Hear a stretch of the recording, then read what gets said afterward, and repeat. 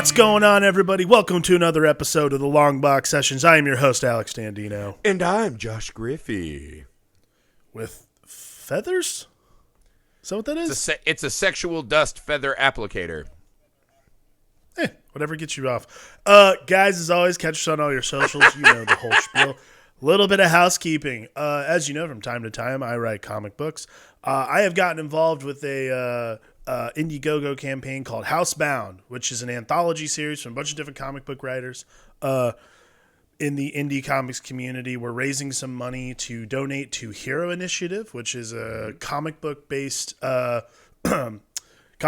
charity that helps comic book writers and artists that are having financial hardships or medical issues. And then Direct Relief. Direct Relief gives all of the medical supplies. They buy all the medical supplies they can, and they give it all to the men and women on the front line. Those people we thank so much that are keeping us all safe and healthy. If you feel so inclined, go to the Indiegogo. I will post it on all our socials so that you can take a look. Donate if you can. $8 gets you a digital copy of the book Housebound, which will be released later this year. And then if you give $18, we'll put your name in the book as well. We've already reached our goal, so we're doing some stretch goals. So if you donate, I'll give you a digital copy of the preview for the book that Griffey, myself, and Evan are working on called Super Fed Up. And then if we reach that goal, if we reach another goal, I'll give you a digital copy of Stockings, which is another book Evan and I did. Who knows?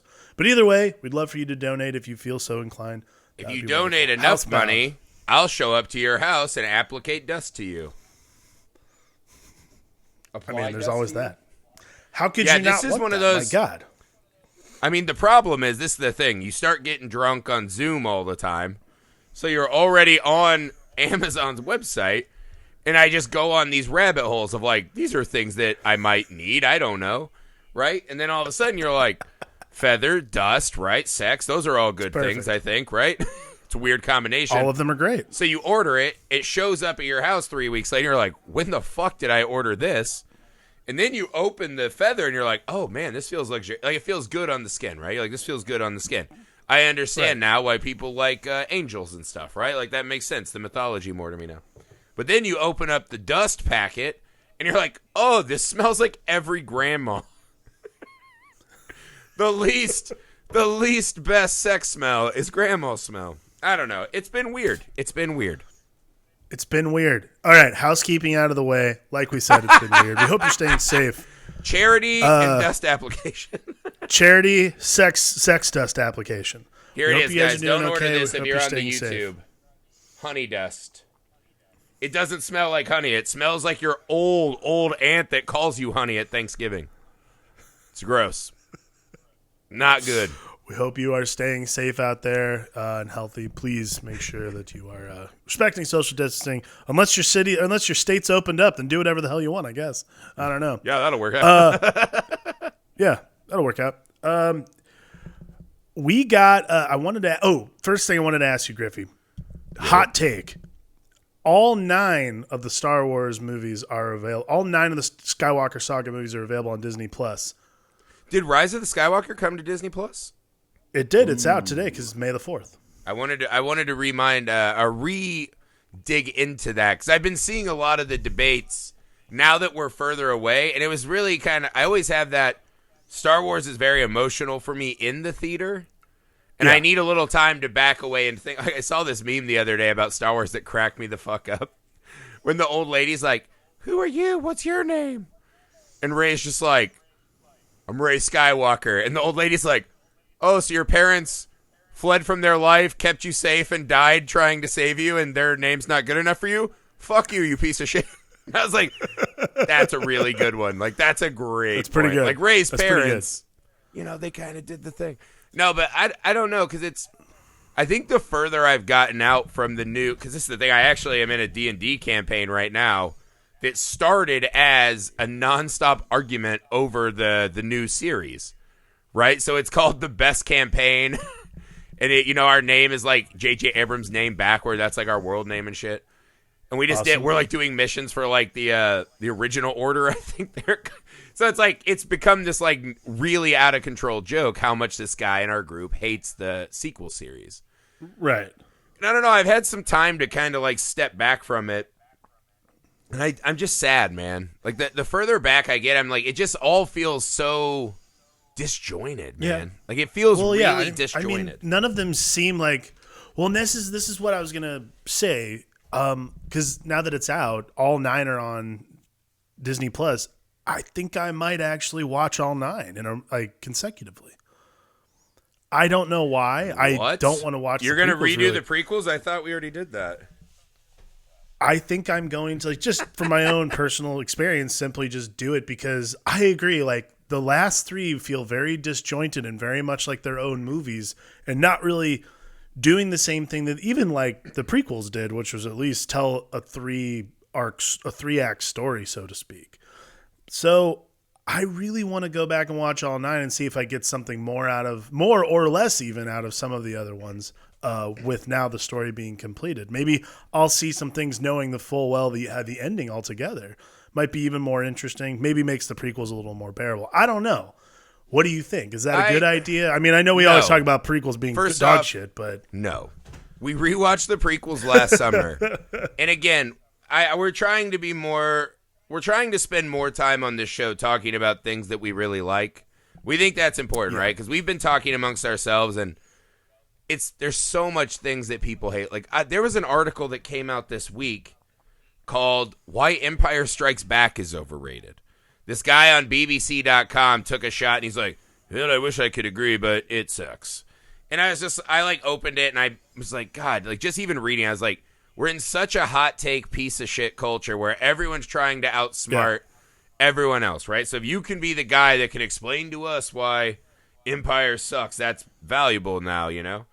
So we're trying to do more of that, you know, staying away from that stuff and talking about why we like stuff instead of hate it. That said, all 3 of the prequels are unwatchable filth. They're horrendously bad movies. They are terribly shot. They are horrendously acted. The scripts are among some of the worst I've ever sat through in my life. The effects have not aged well. Jar Jar is not something that we should have grown to accept at this point. Like, just stop. None of it makes sense. Killing all the Jedi within a 3-minute scene out of like 9 hours of movies is terrible. Anakin going, no! Obi-Wan saying the line out loud, only a Sith deals in absolutes while saying an absolute. You're like, what is happening? Like, but that's what I mean. We've gotten to this point now where people are trying to, like, while there's guys trying to say Empire sucks, there's also people trying to say the prequels are great, and that's like how they'll show they love Star Wars more. The prequels are fucking unwatchable filth, and it's fine that Clone Wars is great. That doesn't make the prequels better, right? This is where it makes Clone Wars great, at, right? Because what we saw in the new trilogy that was so hard to bear is J.J. Abrams came out and kind of redid A New Hope, right? He added some really interesting characters. There was a lot of stuff there we thought was going to turn out to be pretty fun, right? Even though it was very redone. And then Last Jedi came out and said, essentially, let's really steer away from what that movie do, and we're going to kind of zig when everyone thinks we'll zag, right? And that's fine. That was a choice. You know, there's a lot of great stuff in that movie, too. That was a choice. And then all of a sudden, in Rise of the Skywalker, it's like, fuck the last movie. We're going to go back and just try to get all of this nonsense crammed into this very kind of frenetic, hopefully fulfilling ending, which, you know, has some problems of its own. And that's what I think is sad, is that it wasn't more. I feel like once Disney bought Star Wars, that's what we expected. Is that they will be the hand that makes sure that at least these big continuity things are all ironed out. And I feel like we waste so much time talking about why the 3 don't work together and pitting them against each other rather than just talking about Star Wars. Well, I mean, I agree. I think what's peculiar, and I think this is the real like crux of the argument for the Disney of it all, is we live in such a like tentpole shared universe world. Like, and for Disney to own all the hot properties that essentially do this type of storytelling, like literally there's a whole franchise of movies, 25 movies long, that just did it. Yeah. For them to put out Star Wars movies that don't do that essentially in a lot of ways. Yeah. is a very fascinating and weird thing. And I think that's like kind of the culture shock that we're dealing with, is that Disney being Disney should just be market to market the same kind of thing. Like the thing that everyone complains about when Disney buys properties, like, oh, it's going to be Disneyfied. Oh, it's going to be homogenized. It's all going to be the same thing. Mm-hmm. When you really think about it, Disney has not been doing the same thing with probably their two largest properties, which is Marvel and Star Wars, outside of Disney, of course, itself. But like Marvel and Star Wars are probably the two biggest, I would say, nerd culture commodities. Yeah. And it's fascinating how shockingly different the reactions have been. But I'm also kind of like not surprised. But to your point, though, right? The one they really like, Marvel, is completely homogenized. Post Guardians, they're all playing on the exact same vibe. Well, right? and that's what I'm saying. But is like everything's playing on the same grand crescendo that we didn't get with Star. Like when you see what they did in Infinity War, which to me is vastly superior to Endgame, but Endgame still delivered for its audience in a massive way, right? When you see those two movies back to back, and then you see, the three new Star Wars movies, you just wish that Star Wars had been approached in the way that, Infinity War and Endgame were. Well, and I think that's the weird thing is that it wasn't, because for so long it was Lucasfilm and it's George Lucas's vision. And I think that's because we had grown so used to George Lucas's vision. We had all become very jaded, especially after the prequels. We're like, oh, God, dude, can't this guy just give up the ghost and let someone else do it? And, like, then Dave Filoni came along and knocked it out of the park with Clone Wars and really, like, brought something new. So we're like, oh, good, we have Clone Wars. Like, that's cool. Then finally Disney buys Lucasfilm and J.J. Abrams is signed on. You're like, interesting. And we all know J.J. Abrams is, like, involved, but he's only going to direct the first movie. Well, all right, that's fine. Like, so we get through this whole thing, and we're waiting for the next big. We're waiting for, we're assuming Rian Johnson's talking with J.J. Abrams and all this other stuff, because that's what we've been built culturally to know about these bigger franchises. Like, all of these stories are shared in one universe. So I'm assuming that everybody's talking to one another, and particularly once they start making Star Wars stories, movies like Rogue One and Solo, which don't take place anywhere near the fucking timelines of these movies, particularly. So for the fact of the matter is that they don't really work together, and they kind of like just like, Star Destroyers passing in the night don't quite click. It's weird, and I think that's the hard part to like kind of. That's the really hard pill to swallow as a Star Wars fan, is that I'm getting an experience that I asked for, but that I'm not really almost wanting. Almost, it's a strange. I wonder if it's what we asked for, right? Because we always want more Star Wars, but Well, that's what I'm saying. So what you're seeing is three. They're saying they're going to make Star Wars comes in threes, right? That's a rule that they've set up for us and how we expect it. But then we get these stories that don't really build on or work off each other. So it's like, why not just do them as these solo stories? And then we spend so much time rehashing old characters, right? Mostly to very little value, except for, I would say, Luke Skywalker, which I know people will fucking attack me for. But, it's like they spend so much time bringing back all this old shit that then stunts the growth and development of the new things we like. Right. It just felt strange. But this is what I love about Star Wars, though, is all that can be true. But then we get the Clone Wars, and we're getting Star Wars Rebels, and we're getting Mandalorian. And if you start talking that Star Wars with people, it's all love. Again, like once Mandalorian came out, we weren't trying to kill each other over, are you a Jedi person, a Skywalker person? Do you like the prequels? Whatever. It's just, man, Star Wars is awesome. And that's what is brilliant, and that's why, they announced today Taika Waititi is going to make his version, and that's why I'm just like, go off and do your own thing, man. Like, I didn't like Rogue One, but I know a lot of people did, so great. Yeah. I didn't like Solo, but a lot of people do. Cool, man. But my thing is, even instead of Solo, right, go the fuck out. Star Wars, the best thing that George Lucas gave us is a fucking enormous playground of the imagination that it's undeniable. Whatever Star Wars is and isn't, a lot of us, generations of us now, right, when we think of Star Wars, our minds explode with creative possibility. And so to me, that's the next phase, right? the sequel trilogy, I would argue, is lackluster, right? Like, it ended up being a bit of a flop because of the potential we had and the disconnection, whatever. Even though I really like all three films in ways on their own. But Yeah. there's so much more possibility in this universe, and I say just get the best people and let them fucking run wild in Star Wars. Agreed. I think that's the best. Again, this has been the best lesson the Mandalorian particularly can teach is not just like, look, Mandalorian's television is very different, but the best thing the Mandalorian did was show people that a Skywalker-less Star Wars story might actually be the best thing for it. And I think I would take that to the bank, man. I think actually the Skywalker saga itself is the thing that bogs the Star Wars universe down a little bit. Because we have to adhere to very certain particulars and very certain parameters when we're talking about the Skywalkers.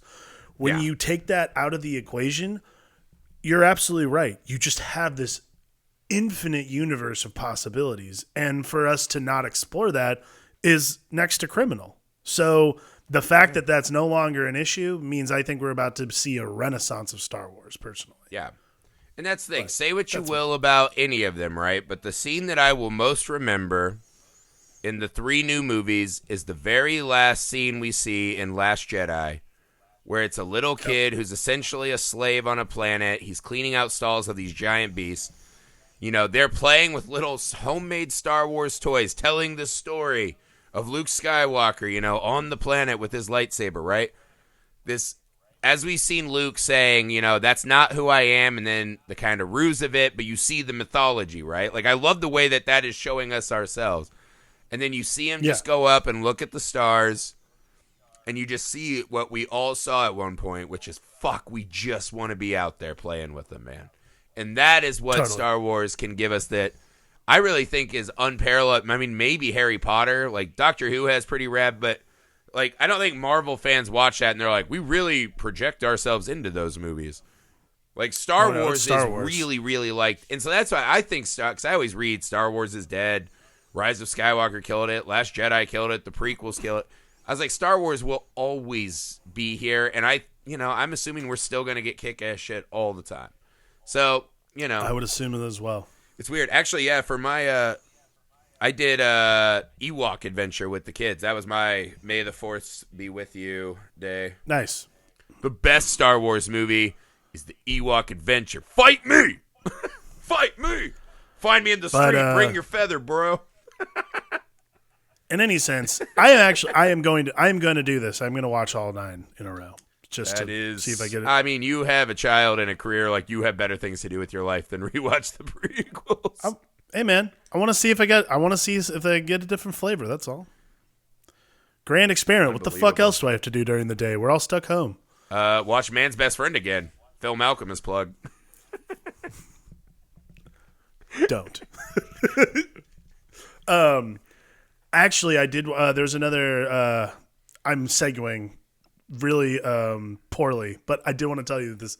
Mackie Smith, who's one of our fans, sent us something through our Instagram, and I had to ask you about this. It's a meme that's been going around. It looks like a Reddit thread, but it's essentially from X-Men: The Last Stand. And it's the scene where Rogue is debating going and getting the mutant cure that makes you not kill people in her case.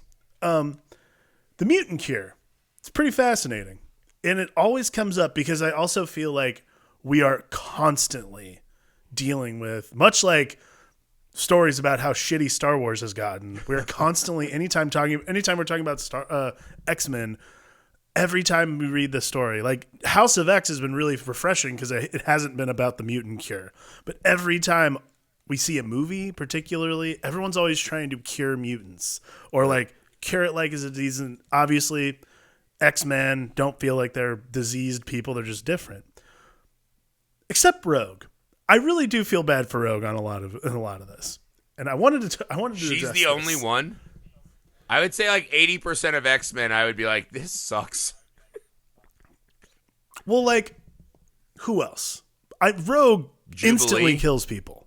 Jubilee's why? Jubilee's life is awesome.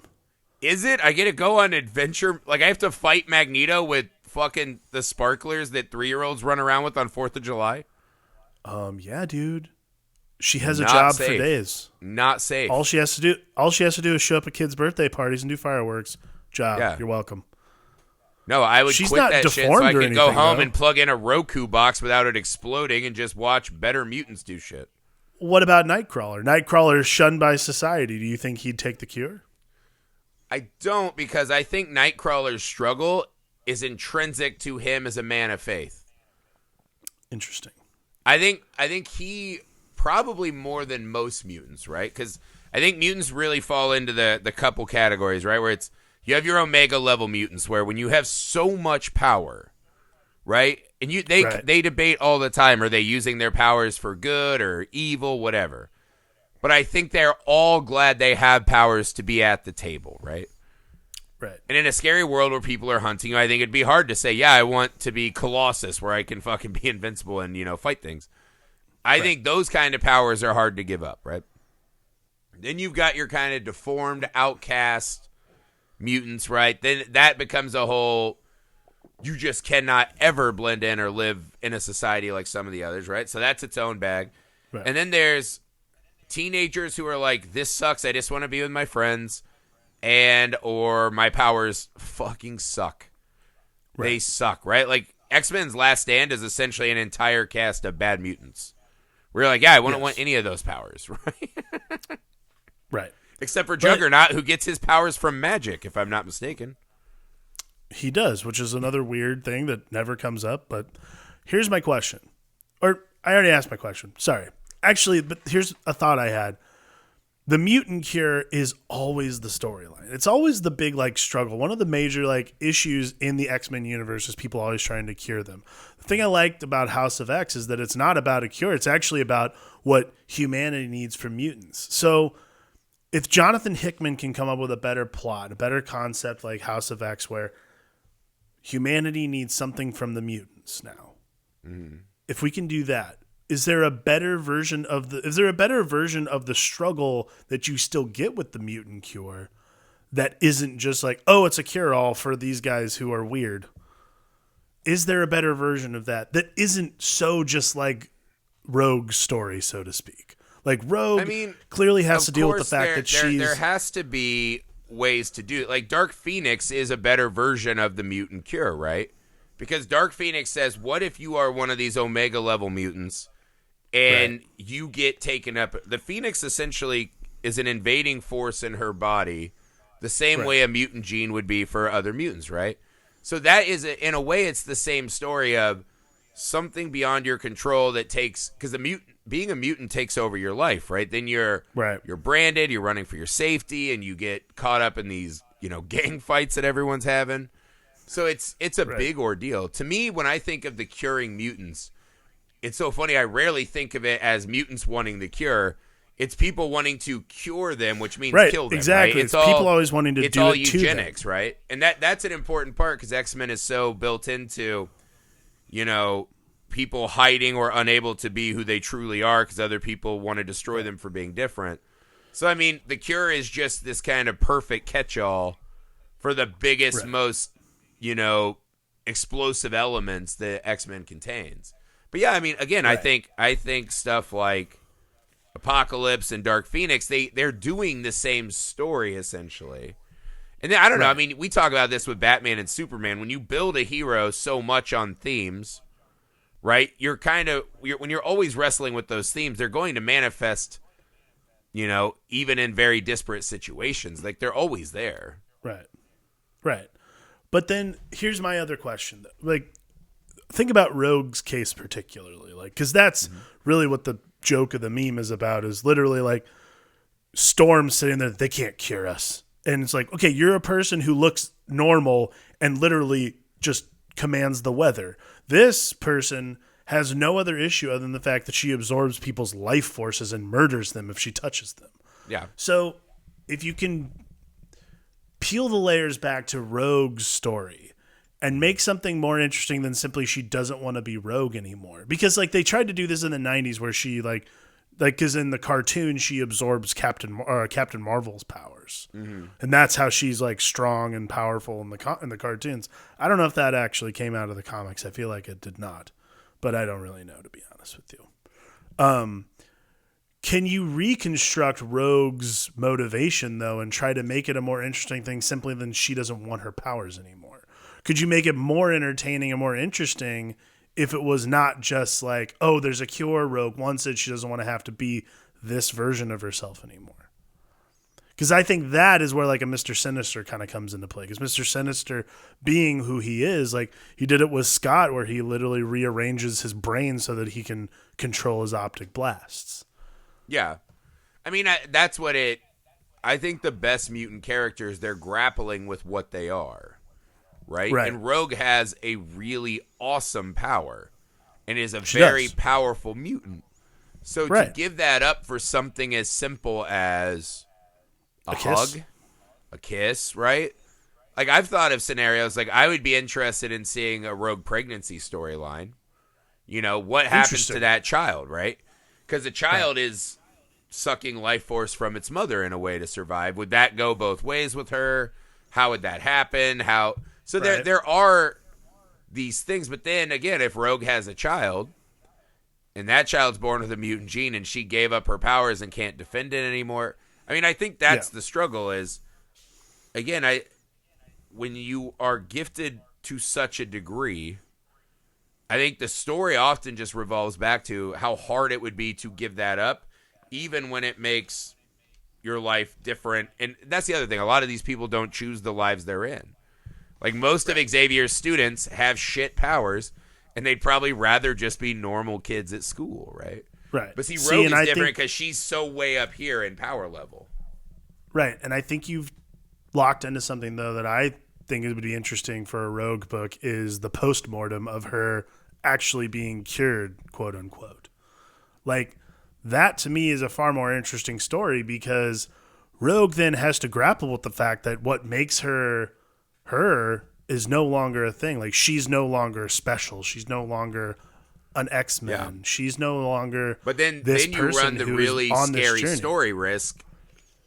Yeah, but I mean, again, so now you just made Rogue everyone else, right? Right. Except for we have memories of battles past, which we could just read.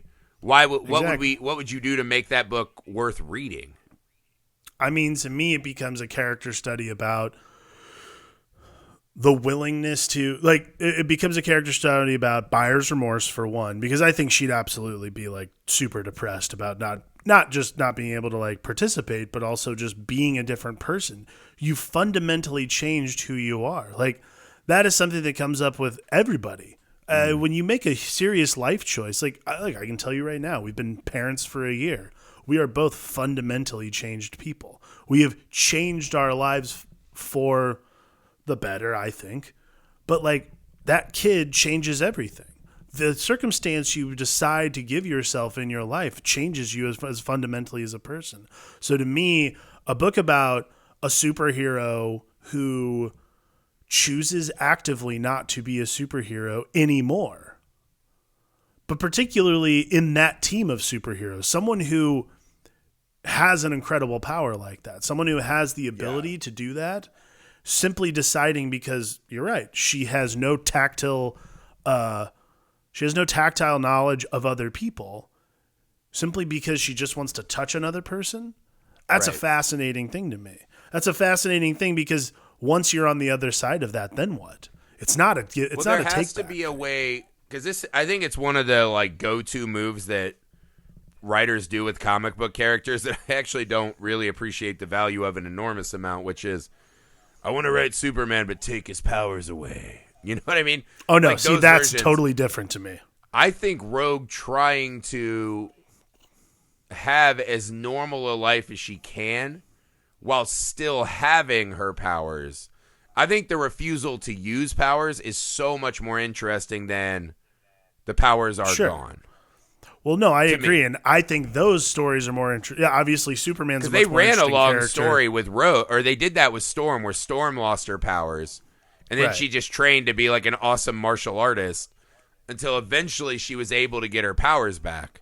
Right. And as soon as she got her power back, all of us readers were like, yeah, that's way better. Right, and I don't really think characters losing powers is what's interesting to me. Right. What's interesting to me about Rogue would be her willingness to give her powers up. Like that to me, the psychological barrier of getting through that is fascinating to me. Yeah, I don't know if I agree with that person. Like to me, right? Like here's a scene I'd be interested to see Rogue have, right? Let's say that somehow she's able to give birth, right? Whether it's in vitro, however, born in a lab, something like that, right? Like they can make a baby for her from her DNA and, whoever, Gambit, whoever she wants, right? Hey, Wolverine, can I have some of you? You've got pretty good genes, obviously. Come over here. Baby, boom.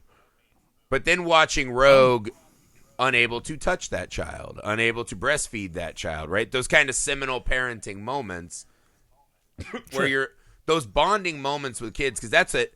I mean, I talk with my wife all the time. Our kids can just be such little pricks. Like my kid threw a sandwich at me today because he didn't like that I cut it into triangles instead of in half. And I was just like, I just wanted to like fucking throw it right back in his face, but he's 2. But then, not right. 30 minutes later, he just comes up and is like, I love you, Dad, and he wraps his arm around me and gives me a hug. And there's an undeniable sorcery in that act that it changes your body chemistry and shit. Right. So Rogue watching this child and having to watch her from afar because her powers create a barrier. Also, her powers then create a reason to up the stakes, her child's safety. So she needs the powers to continue to protect. I think that becomes better, right? Like, to me, a more fascinating scene, right? Like, they did it in Fantastic Four. Ben Grimm loses his power and wants to fight, right? That, to me, is not nearly as interesting as Ben Grimm seeing the fight and going, fuck those people. And just going back to another beer. I think that I personally would prefer that angle of having power and not using it. Sure. And I'm not saying that that's not an interesting storyline. What I'm saying is I like the idea of addressing the post-mortem of that. Like, for me, imagine to me, a story where Rogue wants to give birth, can't, and decides to willingly like take a cure to become human or become powerless to be able to give birth. Like therein lies, I think, a story, because then you can explore more about Rogue.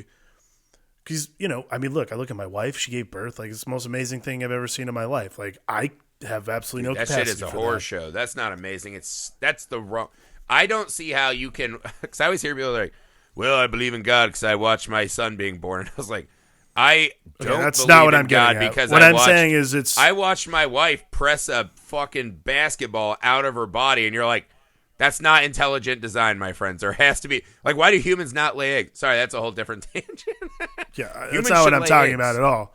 What I'm saying is my wife's more powerful than I am simply because she did it and I can't. Yeah, sure. So that makes sense. To me, that I think is even more interesting is like Rogue seeing that ability of a woman. Like, imagine in a world then that Rogue can't give birth because she takes the life force from anything that is touching her. A baby grows inside you. I don't know how that works. Obviously, you could write it either way. Your way is interesting as well. But I also think it's interesting to think a woman who willfully gives up such a power to simply to become a mother is a really big deal and actually a really interesting thought process for a character like Rogue, because she spent her entire life not touching anything. She spent her entire life not touching other humans, and for the first human she's really touching to be something that she has to constantly take care of. That's a whole nother layer that I think would be interesting for that character in general. Again, I think you could play it either way. I'm not really sure either way is good or bad. I think that one just has such a smaller, like, I feel like that's like a good graphic novel, like one-off. Like, really sit and spin, but you couldn't do that for long because then you're out of tricks. I feel like that's not. I'm sure great. I wasn't proposing a new Rogue ongoing with her as a mother. I was simply saying 300 issues. That's a story that I think would be worth telling, though. You wanted to do Boyhood, but with Rogue. I mean, if you want to put it that way, sure. Thank you for minimizing my idea. That's really nice of you. Well, no, to me that's you just got to find that angle of. When she loses her power, she loses the power to touch. So what would be the most interesting moments in that? And for me, it'd be like, what if she's repulsed by being touched? What if she smacks her kid, right? Something like that. So that there are little, inverted moments that would lead you to, and I mean, maybe that's the hard part is I don't really know Rogue that on that deep of a level. I I don't think either, that's but I honestly think like that, kind of an X-Men problem across the board. well, regardless though, I actually think that's the advantage is like, not to say that Rogue's not a worthy character to write, but I think No. because I don't know her as well, because I haven't read like expressly Rogue books, the ability to write those kinds of moments exists. And I think that's where I think you get like a lot of great stuff. Like that's the things I'm really enjoying about House of X is you do get to see these smaller moments even in a bigger story like that. Like the entire issue with I think it's House of X 2 with Moira McTaggart might be one of my favorite issues of an ongoing ever. Where it's literally just about her realizing that she's had this power of reincarnation for her entire life. It's really fascinating, but ultimately, like that's the kind of stuff that I think is worth reading and stuff that's worth writing about is not these big punch 'em up kind of things, especially for X-Men, because I think X-Men and the intrigue of X-Men lives within character study. That's what makes things interesting for X-Men themselves. I think a lot of the other characters in the Marvel Universe work very well in a more broad sense. We just talked about Immortal Hulk, which is another great character that does awesome punch 'em up, but at the same time is really fun to read read from a psychological aspect. I think philosophically and psychologically, character studies about X-Men characters specifically are much more interesting because there's a little bit more room to wiggle around, I guess. That's what I'd say. I don't know. Yeah, I mean, I but also I think think that that that's become a bit of a trend in comics now, which is taking characters that we know because they've been around for a while, but we haven't really gotten really deep into their psyches, right? I think that's going to be a new trend that we see a lot in comics because there's I so don't think many that's a characters that are so easily recognizable and we know their superpowers, we remember their fights, but we don't really we don't spend a lot of time digging in deep. So yeah, I mean, I think books like that are going to start coming out more and more frequently, honestly. well, that's good. I don't think that's a bad thing. I think anything that makes me want to go to buy a new book, particularly if I get a new take on something I've already seen, not necessarily in a bad way, but if I get something if I get something out of it that I didn't get before, like again, Vision's a great example of like the first time I think we saw this was one of the Visions is a great example of taking a character who's not necessarily underdeveloped, but underdeveloped in that situation and giving him the room to kind of do something very different. I would say the color books do that kind of shit too, which is fun. And it's cool to relive those kinds of events and those kinds of stories and see it from another angle, even rather than just like the broader scope of like storytelling. You get to do those kinds of character studies in the color books. I mean, again, Spider-Man Blue, Daredevil Yellow, those are great examples of doing those kinds of different things that I think makes those smaller stories worth telling. Yeah. No, I mean, that's you can find an angle on any of these guys, right? That's the whole thing is just where is the the small little, I mean, I would refer to it almost as a wound. Like what is the small wound that we haven't festered in yet and really push that to the extreme so that we can then learn the most about who these characters really are. Yeah. I mean, that's pretty much, yeah. That's what I think anyone should be asking for from a lot of these kinds of books. I think if you're not asking for the deeper dive, I don't know. I'm curious what you're looking for, in my opinion. Yeah, I mean, some people just like the big, beautiful splashes and the punch 'em ups, and I think that will always be kind of the driving force because that's what catches us young and it feels good, right? It's like watching Dragon Ball Z. You're like, I'm still there for that. But then every now and again, you got to get like a weird Roshi episode where you're like, oh, look at this old perverted turtle man. Right. But I also think that those kinds of things and those kinds of stories can exist in those big splashes that draw the kids in. Well, I think, hopefully what happens is the splash, I think, will always be the king, right? The big event, punch 'em up books. But what you hope is that by reading something like, whatever, The Rogue or whatever, then you sit there and then the punch 'em up has extra depth that might not be in that book if not for the time that you had spent getting to know your character better. Truth. So yeah, Mackie, Mutant Cure, not a huge fan, but Rogue, I don't know, probably could have. Rogue's got some. I remember cool X-Men powers, Last Stand. Who's the guy who has like the spiky face? Oh, the Quill guy? Yeah. I would have gotten rid of that. Yeah, I'm curing myself. I'm curing myself and going and getting a State Farm job. I'm out. Yeah, absolutely. I'm 100% working for State Farm after that. Yeah, Quill guy, I don't know. There's so many bad powers. Yeah, Quill guy. Even that kid, the leech kid who turns everyone's powers off, I would have gotten rid of that. Yeah, that's just said, like a I am the thing. cure. I would have been like, I am the cure. Give me the cure. I don't want to do this anymore. Well, I would just set up like an Uber for curing, right? Like Uber Cure, right? Like, hey, I don't want to be a prick, I'm just a guy living my life. I'm normal. Hey, man, if you want to not be a mutant, I'll help you do that. So essentially, you're like a, mutant plastic surgeon or whatnot. You're like a mutant. Do that. Don't be a dick. It's like euthanasia.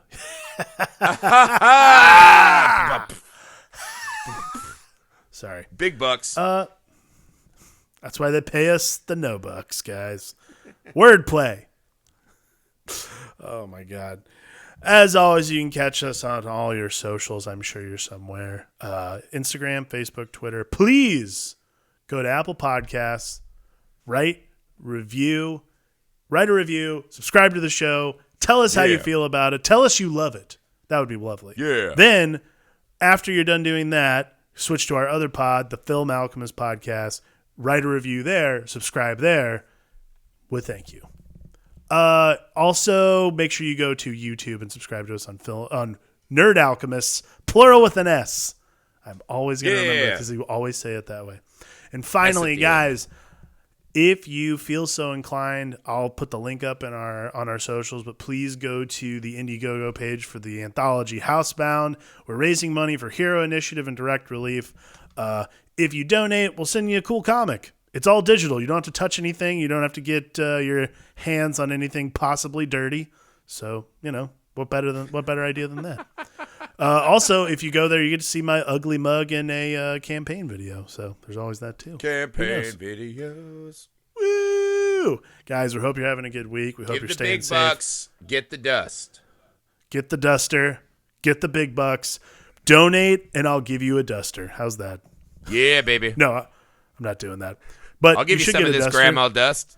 Give those bucks. Griffey's got a duster and a prayer bowl. He's going buck wild. I literally have a Peter Pan bag full of sexy grandma dust that I will give to you if you help out this good cause.